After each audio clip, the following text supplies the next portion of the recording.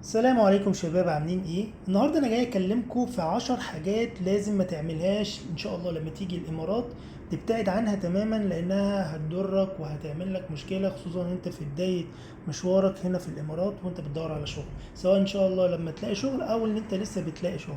حاجات دي في حاجات انا وقعت فيها للاسف، ساعتها ما كانش انا اعرف حد هنا في الامارات يقول لي ان الحاجات دي ممكن تضرك. انا كنت فاكرها عادي، يعني ممكن الحاجات دي اللي اقولها لك دي ممكن تكون في بلاد تانية او البلد اللي انت كنت فيها عادية، لكن هنا في الإمارات هنا القانون شديد أوي في الحاجات دي. لو هتشوفها صغيرة بس هي عواقبها كبيرة وعليها غرامات بتبقى كبيرة، حتى لو انت حاجات شايفها انت بسيطة، لا حاجات كبيرة وممكن تعطلك في بداية حياتك هنا في الإمارات إن شاء الله. أتمنى إن أنت تستفاد من العشر حاجات دول وتحط الموضوع ده في دماغك، وإن شاء الله ربنا يكرمك بشغل من غير أي مشاكل أو أي حاجة ممكن تعطلك. فاول حاجه ممكن نبتدي بيها النهارده ان انت ان شاء الله اول ما بتيجي الامارات تدور على شغل، انت بيبقى جاي ايه، شهرين زياره ان انت تدور على شغل. ان شاء الله جات لقيت انت الشغل ده في اول اسبوع في اخر اسبوع، ربنا كرمك خير وبركه. لو ربنا ما كرمش وما قدرش ان انت تلاقي شغل في الشهرين دول، اوعى تكسر الفيزا وتقول انا ان شاء الله لما الاقي شغل هعدل وضعي. الموضوع ده بعيد تماما عن الصحة، لان انت ان شاء الله لما تلاقي شغل بيتعمل لك اقامة ويتعمل لك تأمين، واللي انت بتبقى قانوني والدنيا تمام زي اي حد عادي. انت لو كسرت الفيزا، اولا انت عمرك ما هتلاقي شغل او حد هيشغلك وانت معكش فيزا، ان انت كسر الفيزا محدش هيشغلك وانت في كسر فيزا. تاني حاجة مالكش حقوق ولا واجبات حتى لو اشتغلت، تمام؟ وهيقول لك لا انا هعمل لك اقامه وهدفع لك الغرامه والكلام ده. الكلام ده يا جماعه كده، محدش بيشغل حد وهو كاسر الفيزا، ولا ليك حقوق ولا هيديك مرتب. وكمان ما تقدرش تشتكي لان انت من غير ورق، ولا ليك حقوق ولا عامل عقد ولا عامل اي حاجه. بيشغلك شهر شهرين، وده للاسف انا شفته كتير هنا كمصريين او غير مصريين كمان. بيقعد شهر شهرين يكسر الفيزا، بتبتدي تعد عليه غرامات كل يوم حوالي 50 درهم. طبعا لما بعد بتعدي شهر شهرين وانت كاسر الفيزا المبلغ بيكبر. ولو لقيت شغل طبعا هيقول لك انا هشغلك وهيستغلك وانا هشغلك شهرين ثلاثة اربعة خمسة. هتلاقي ان هو ما بيقبضكش ومش هتعرف تشتكيه عشان انت ما عندكش اي اوراق تثبت ان انت بتشتغل، وانت اصلا شغال غير قانوني.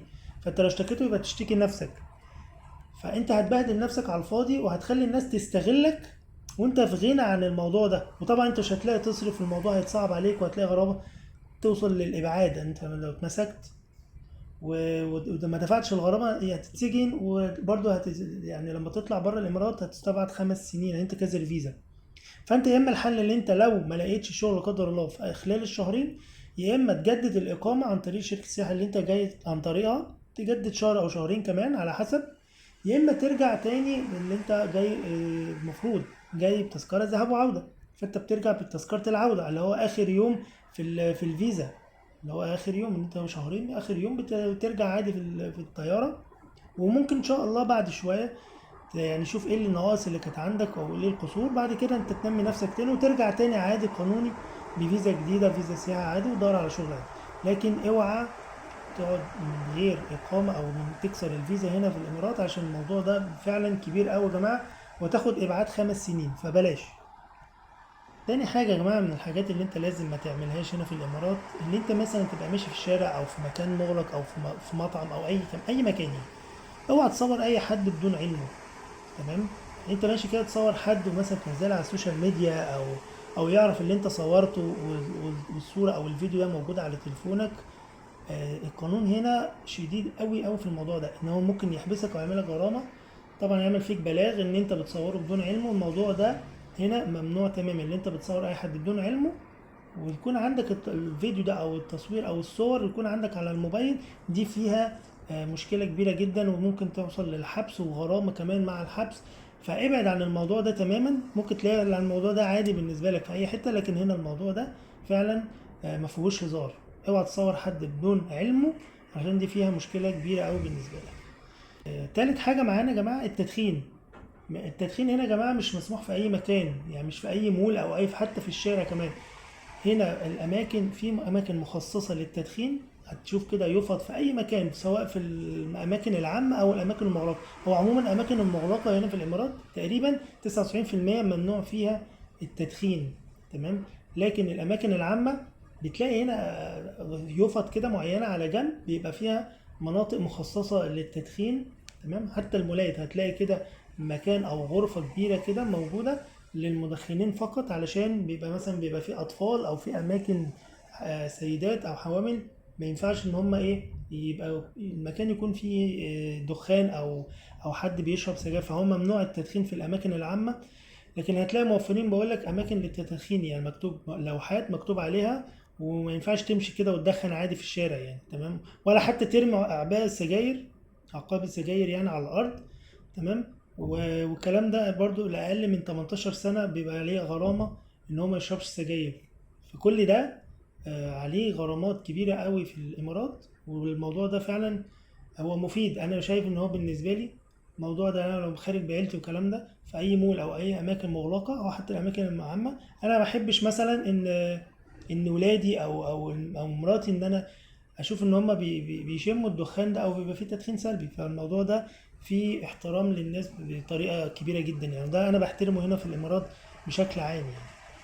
رابع حاجة معانا يا جماعة، إن أنت بتبقى ماشي في الشارع وعايز تعدي مثلا الشارع ده، فأنت تقوم معدي كده عادي من أي مكان، وده طبعا ممنوع منعا باتا، إن هو بيبقى فيه غرامة كبيرة على إن أنت تعدي من أي مكان. في أماكن مخصصة هتلاقي كده أماكن مخصصة بيبقى عليها زي ما تكون إشارة مشاة، أنت بتدوس عليها لغاية لما الشارع العربيات تقف، وأنت تقدر تعدي من مكان مخصص بيبقى مكتوب عليه كده عبور مشاة.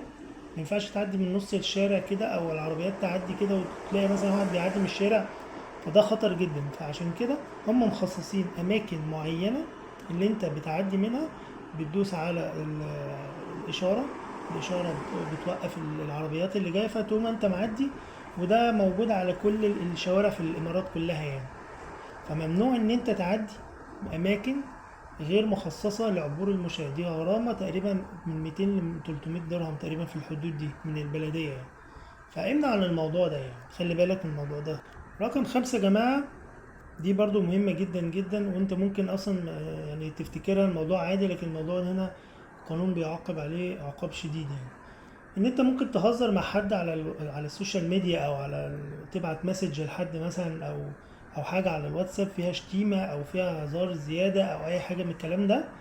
ده ممكن يعرضك لسجن او غرامه كبيره جدا. دي فيها قضيه يا جماعه، ان حد مثلا يشتم حد سواء بهزار او بجد، ياخد الرساله دي ويروح على اقرب شرطه يعمل بلاغ.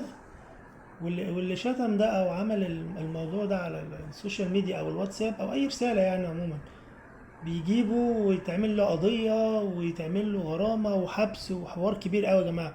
الموضوع هنا في الموضوع السوشيال ميديا او الالفاظ اللي بتتقال على الواتساب دي انت بتتحاسب عليها. فخلي بالك ان انت فاكر ان انت بتهزر مع حد، وتلاقي الموضوع قلب بجد، وممكن مستقبلك كله يروح في لحظة، في لحظة هزار او لحظة عصبية. انت ممكن ما تبقاش واخد بالك ان انت بتقول كلام هتتعاقب عليه. وحتى كمان لو انت شتمته فيس تو فيس، يعني ان انت اتخانقت مع حد وشتمته وهو جاب حد يشاهد، دي برضو نفس الكلام، فيها غرامة وفيها حبس وفيها قضية، الموضوع كبير قوي. فانت علشان كده تخلي بالك من اللي انت بتقوله، علشان انت ممكن يعني الكلام ده بيتعاقب عليه قانون، عليها فعلا غرامة. وفعلا انا شفت ناس يعني قدام عيني يعني، صحابي يعني، هم بيبقوا عصبيين شوية يتخانقوا مع حد مثلا في السكن ولا حاجة. الموضوع ده ما فيهوش هزار يا جماعة. فخلي بالك من انت بتهزر او بتتكلم مع حد، عشان ممكن يكون الحد ده ممكن يعني يعمل معاك مشكلة بسبب الحوار ده. يعني انت تشتمه او تتكلم كلام مش مناسب معاه، ممكن الكلام ده يستغله وياخد منك تعويض كبير كمان يعني عشان يتنازل يعني. رقم 6 يا جماعة، في حاجة كده بسيطة. في ناس بتقول لك ايه بزود دخلي على حاجة، سواء الناس اللي بتشتغل هنا يعني او اللي لسه ما اشتغلتش يعني، فمش لاقي شغل، تقول لك انا اجيب اي مناديل او اي ميه وابيعها في اي شارع، او يعني بائع جائلين يعني. الموضوع هنا الناس الشرطة لما بتشوف الناس اللي هي البائع الجائلين او التسول او الحاجات دي، انا بقول يعني مش بقول جنسية معينة، انا بقول بشكل عموما يعني، ان الناس هنا اللي بيبقوا عاملين نفسهم بائع جائلين وبيتسولوا او الحاجات دي، او بيبيعوا مناديل او بيبيعوا ميه في الاشارات، الموضوع ده ممنوع هنا تماما يعني. الشرطه بتشوف الكلام ده بيلموهم على طول، بيبقى فيها قضيه يعني. انا بقول لك بقى دي حاجه بسيطه يعني، بس ايه فيها مشكله كبيره قوي يعني، فالواحد يخلي باله يعني. رقم 7 معانا يا جماعة ان انت بتبقى ماشي وتلاقي مثلا حادثة او حاجة مثلا، حريقة على الطريق او اي مشكلة مثلا قدامك تشوفها، فانت تقوم متصورها وتنزلها على السوشيال ميديا. تمام. التصوير وانت ماشي في الشارع، او انت ماشي مثلا بعربية وتصور مثلا حادثة او اي حاجة وتلاقي الشرطة موجودة والدنيا مقلوبة وانت بتصور وتنزل على السوشيال ميديا، الموضوع ده برضو فيه قضية وفيها ابعاد، اللي انت بتصور حاجة انت المفروض اصلا ما تصورهاش وبتنشرها على الفيسبوك. الموضوع ده هنا غير مقبول، وهنا مانعينه منعا تاما. يعني تلاقي الشرطة موجودة مثلا لو في حادثة لا قدر الله في الشارع أو حاجة موقفة الطريق، وتلاقي الناس اللي بتعدي أي حد يشوفه ماسك تليفونه وبيصور الحادثة دي، لا بيجيبوا ويوقفوا على جنب، تعالى أنت بتصور إيه والكلام ده، ويعمل له قضية على طول. فالموضوع ده مش سهل ان انت تصور وانت ماشي كده في الشارع، تصور اي حاجة سواء نزلتها حتى على السوشيال ميديا او لا. انت كونك ان انت بتصور حادثة وانت غير مصرح ان انت تصور اي حاجة هنا وانت ماشي في الشارع، تمام، والشرطة موجودة والكلام ده كله ممنوع هنا يا جماعة. وفعلا الموضوع مش هزار، فخلي بالك من الموضوع ده. تفتكروا الموضوع بسيط او سهل، لا هنا الموضوع في التصوير بالذات الحوادث والكوارث او الحرايق ولا اي حاجه قدامك في الشارع ممنوع. حاجه ما تخصكش مالكش دعوه بيها، انت جاي تشتغله بس. فبلاش بقى تصور وتبعت لحد والكلام ده، عشان هما بيعرفوا على السوشيال ميديا الفيديو ده طلع منين وبيتبعت من مين وبيتجاب على طول يا جماعه. فعلا والله، فعلا انا شفت الكلام ده قدام عيني. و... وانا كنت مستغرب ان ازاي اصلا جابوا الشخص اللي صور اصلا بعدها بفتره. عرفوا اصلا التليفون مين اللي هو ابتدى فيه الفيديو وتصور من انهي تليفون واتجاب، واتعمل له قضية وغرامة كبيرة وهيتم استبعاده. الموضوع ده فعلا بجد، دي نصيحة من الحاجات المهمة جدا الناس اللي مش واخدة بالها هنا يعني. اللي جاي دي يا جماعة انا شفتها، وقدامي واحد اتاخد من السكن بتاعه بسبب حاجة انتوا برضو إيه لازم تخلوا بالكم منها. انت ان شاء الله لما تيجي تشتغل او قبل ما تشتغل هتيجي بتساكن في سكن شيرنج عادي في دبي او في الشارع في اي مكان، بيبقى معاك ناس في الموجودة في السكن يعني. اوعى بقى تتكلم معاهم في السياسة، او هتلاقي حد جرجرة تتكلم في السياسة او تقول رأيك في حاجة معينة سواء في البلد او بره البلد، حاجة ما تخصكش تماما. اوعى تتكلم هنا في السياسة مع اي حد، عشان انت مش ضامن اصلا الحد ده يكون مين. اوعى تفتكر ان اللي جاي ده كلهم ممكن يكونوا بيدوروا معاك زيك على شغل او بيشتغلوا، لا ما تعرفش ده مين. فانت بقى يعني امان ليك ان انت ما تتكلمش في السياسة تماما مع اي حد سواء في السكن او بره السكن او مع اي حد. موضوع السياسة هنا يا جماعة خط احمر ما تتكلمش فيه، سواء هو او الدين، ما تتكلمش في الموضوع ده تماما. فخلي بالك علشان برضو تبقى عندك حذر من الناس اللي انت بتتكلم معاهم، انت متعرفش اللي بتتكلم معاه مين وهينقل اخبار ايه والكلام ده. السياسة خط احمر هنا في الامارات، عشان دي بتبقى قضية وابعاد على طول ما فيهاش هزار دي. تمام. من الحاجات المهمة قوي يا جماعة في هنا في الامارات برضو العنصرية يا جماعة. هنا اوعى تسخر من اي جنسية من الجنسيات الموجودة هنا في الإمارات. هنا هتلاقي جنسيات كتير قوي في الإمارات، في جنسيات أصلا أنت ما تبقاش عندك علم بيها إن هي موجودة هنا في الإمارات أصلا. فأنت لو اتكلمت عن حد جنسية معينة واستهزأت بيه أو في سخرية مثلا في كلامك وعمل لك شكوى في الشرطة، لا دي فيها حبس وفيها إبعاد وفيها غرامة وفيها الموضوع كبير قوي. موضوع كبير قوي أنت في غنى عنه. فحتى لو بتهزر او بتتكلم جد مع اي جنسية، فخلي بالك موضوع التنمر او العنصرية من اي جنسية دي يا جماعة، علشان فيها حبس وفيها غرامة. وانا شفت ده بعيني مع حد معين كان بيسخر من جنسية معينة، طبعا بدون ذكر اسم الجنسية يعني، بس عمل له مشكلة كبيرة قوي وتم ابعاده من البلد 5 سنين بسبب العنصرية دي، بعد تنازل الشخص يعني اللي هو اشتكى عليه. بس حق الدولة هنا بتخليك في مشكلة ان انت اصلا في مكان هنا في الامارات لازم تحترم قوانين وجنسيات الناس اللي حواليك. فعشان كده ده خط احمر زي السياسة بالظبط. تمام. برضو من الحاجات المهمة ان هنا يعني اللي انت لما تركب مواصلات يعني ورايح اي مشوار ولا حاجة، بيبقى معاك كارت نول. لازم وانت طالع لازم تكون متأكد ان كارت النول ده فيه رصيد علشان تقدر تدفع هناك. هنا في تقريبا مفيش كاش، هنا بكارت النول اول ما بتطلع بتحط على المكنة بيخصم الفلوس وخلاص. تمام. فلازم انت متأكد ان يكون فيها رصيد. هنا كارت النول ب25 درهم مثلا، في رصيد 18 انت بتزوده كل فترة لما تكون محتاج. لو طلعت وما دفعتش فلوس بتاعة المواصلات يعني سواء باص او مترو، ده برضو بيبقى فيه مشكلة وغرامة كبيرة قوي عليك. فانت في غنى عنها، بتبقى مثلا غرامة حوالي 300 درهم، وهي مثلا المشوار ما يكملش مثلا 8 درهم 7 درهم. فلازم انت تتأكد من الموضوع ده وانت طالع تركب اي مواصلات. تمام.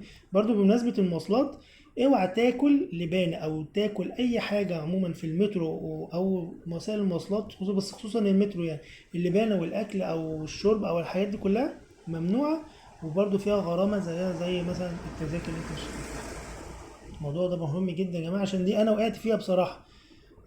اول ما جيت كنت بدور على شغل، وما كنتش واخد بالي اصلا ان المترو ممنوع فيه اللبانة.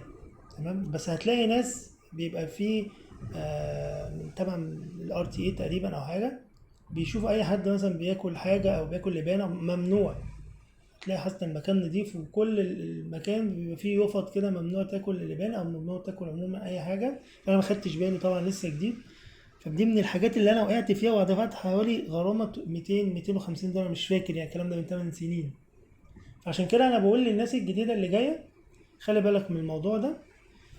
وكل اللي انا قلته ده لازم تحطه في دماغك كويس جدا، وانت جاي بتدور على شغل، او حتى مثلا ربنا يكرمك ودورت على شغل ولقيت وهتكمل في الامارات. لازم الحاجات دي تكون واخد بالك منها كويس قوي، علشان ربنا يكرمك. انت جاي تشتغل، فانت تبعد عن المشاكل عشان ربنا يكرمك وتكبر في المكان اللي انت فيه، وتبعد عن اي مشاكل انت في غنى عنها.